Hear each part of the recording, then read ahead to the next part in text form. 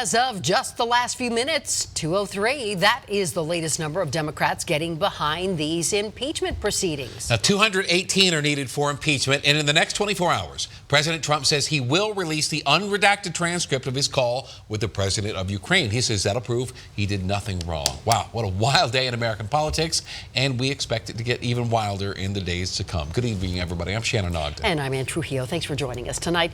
Questions about what's next, where we go from here. Denver 7's Gary Brode is breaking it all down for us. Gary? And Shannon, Nancy Pelosi really got the ball rolling with that bombshell news this afternoon. The way it works is individual members of the House can introduce impeachment just as if it's a bill. Pelosi did just that. Now, committees will investigate and eventually go into a House committee for a vote.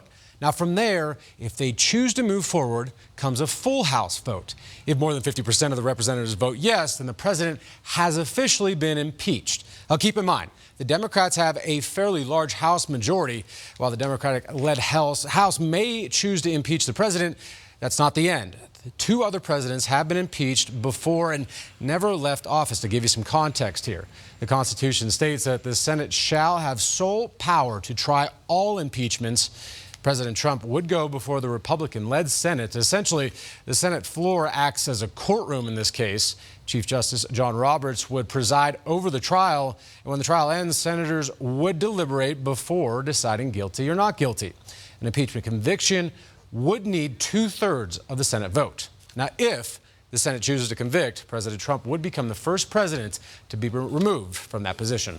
I think Republicans are going to hang with President Trump unless there's something there that we don't know about right now. Well, there's a big process when you go through an impeachment process in the House of testimony and getting facts and figures. All right, Gary joins us. So the stat, of course, is so many questions here, a timeline, but really no way to know how long this is going to take because there's just too many variables. Way too many moving parts here. Really, it just all depends on how fast the House really wants to start moving. Now, I mentioned that two other presidents were impeached. Now, in the case of President Andrew Johnson, it took about 3 months between impeachment to Senate decision. With President Clinton, it took about 2 months between impeachment and the eventual not guilty decision from the Senate. But these are certainly different circumstances at this point. Many political experts believe this could go well past the election. Well, we will be watching for sure. Thank you, Gary. Thanks, appreciate Gary. it. And tonight, President Trump dismissed the investigation, calling it a witch hunt, saying his call with the president of Ukraine was, quote, perfect.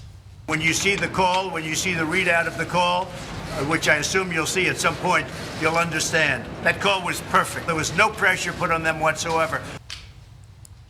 Now, reaction is still coming into our newsroom tonight from Colorado lawmakers, including from Senator Michael Bennet, who went on national television late today. We shouldn't have a president who doesn't believe in democracy, who doesn't believe in the rule of law, who doesn't believe in freedom of the press, who doesn't believe in independence of the judiciary, who thinks it's all right to talk to foreign governments about how they can help him get reelected. We also heard from Senator Cory Gardner, who urged the release of the whistleblower report, but adds, quote, starting an impeachment inquiry to appease the far left is something the majority of Americans do not support and will sharply divide the country. And the Colorado GOP says today, quote, it's clear Nancy Pelosi has lost control over her caucus and has yielded to the far left wing of her party.